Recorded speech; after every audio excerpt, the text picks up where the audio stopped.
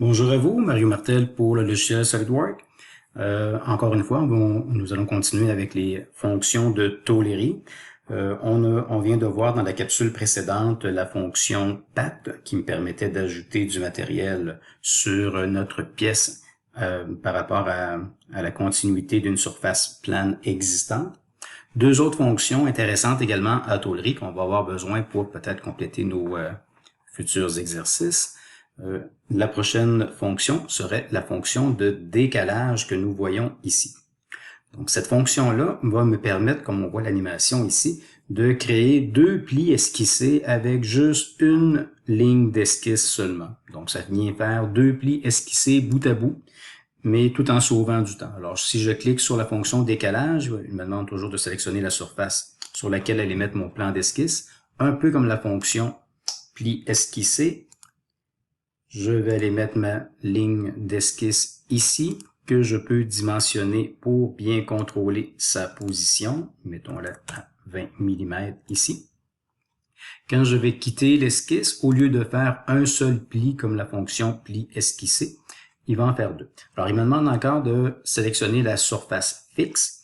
La surface fixe, donc j'ai la majeure partie de ma pièce qui est du côté droite ici de ma ligne avec l'origine. Je vais donc sélectionner cette partie-là et il va surélever la partie ici que je pourrais utiliser peut-être là de 20-25 mm. Ça pourrait être intéressant. Je vais utiliser le rayon par défaut ici de 2,5 mm qui était déjà utilisé dans le restant de la pièce. Le 20 mm que j'ai sélectionné ici, est-ce qu'il va le faire par rapport au côté intérieur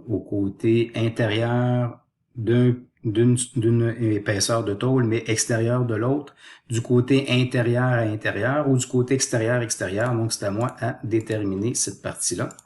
Est-ce que je veux avoir ma longueur projetée ou non? On va voir la différence tout à l'heure sur cette pli-là. Je peux même changer l'angle éventuellement aussi. Je peux le laisser à 90 degrés. Si j'accepte ici mon pli, alors on vient de voir que ça vient tout simplement faire deux plis à l'intérieur pour créer un décalage, pour peut-être aller s'accrocher sur une pièce qui avait une certaine épaisseur. Donc, c'est peut être pratique pour ces occasions-là. Alors, dans mon arbre de création, toutes mes fonctions de tôlerie peuvent être modifiées. Je peux revenir éditer la fonction décalage. Je vais voir ici ce que ça va provoquer.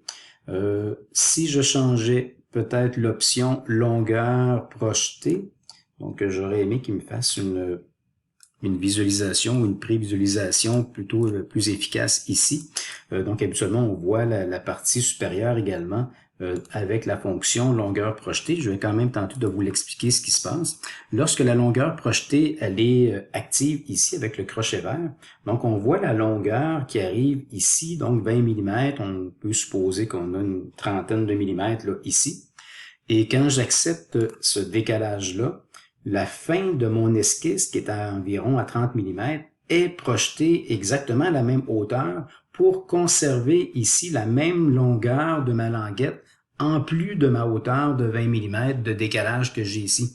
Donc, ça se trouve à ajouter de la matière qui n'avait pas dans ma pâte originale avant de procéder à ces deux plis-là.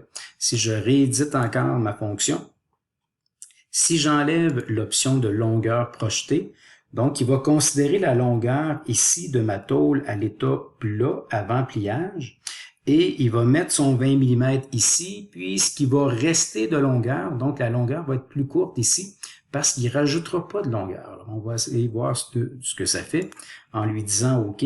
Donc on voit que cette longueur-là ici de ma languette, elle est plus courte que tout à l'heure. Donc ici, là, j'ai près de 22 mm. Et si j'activais l'option de longueur projetée, je lui dis OK. Donc, ma longueur ici, elle est près de 40 mm. Donc, il a vraiment projeté la longueur que j'avais.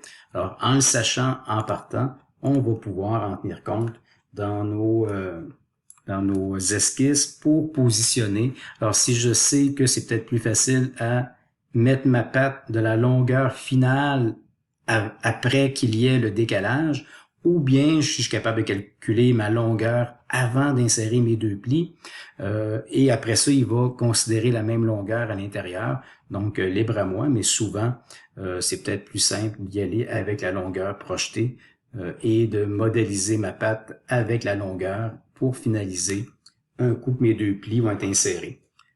J'aurais pu également faire deux plis esquissés bout à bout sur la même languette pour provoquer ces deux plis-là, deux plis à 90 degrés, pour faire également mon décalage sans vraiment de problème.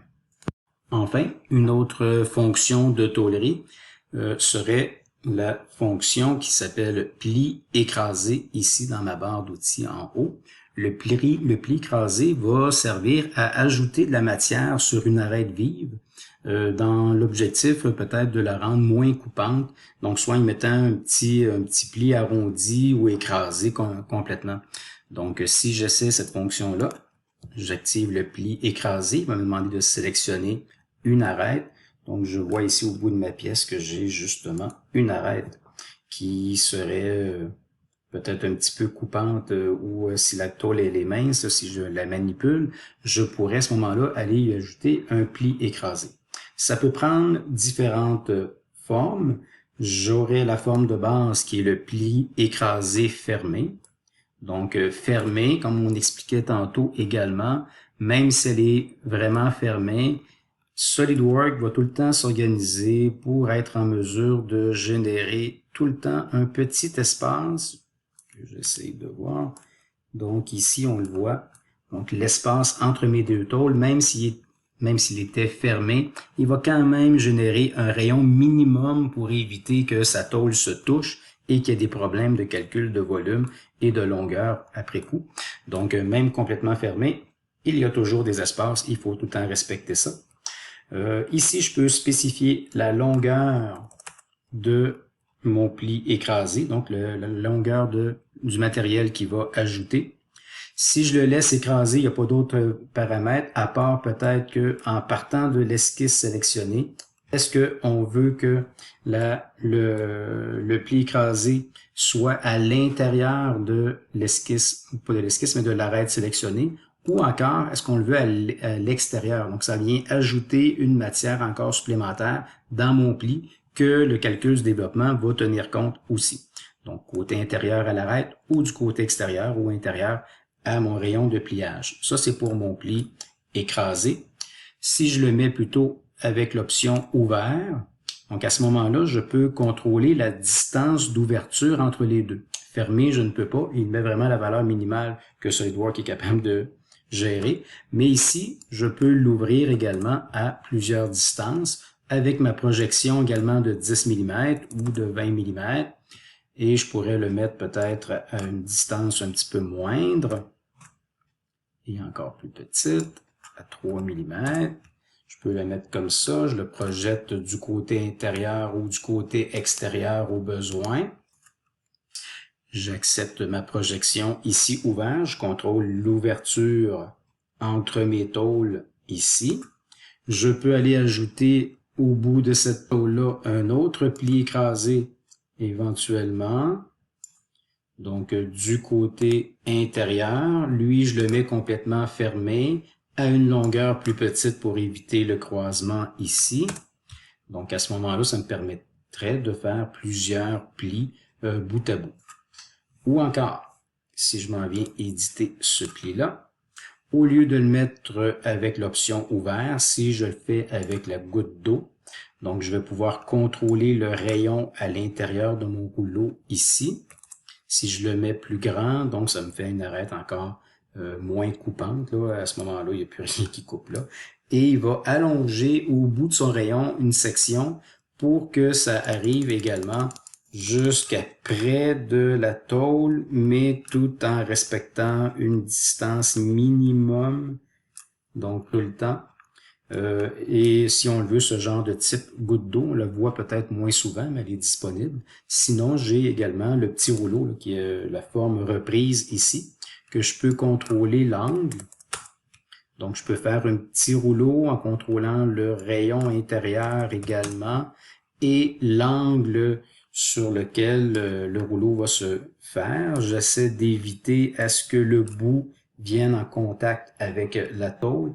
Peut-être lui mettre sur 290 degrés, 295, juste pour m'assurer qu'il y ait un petit espace minimum et il va tenir compte de la longueur de cette tôle-là.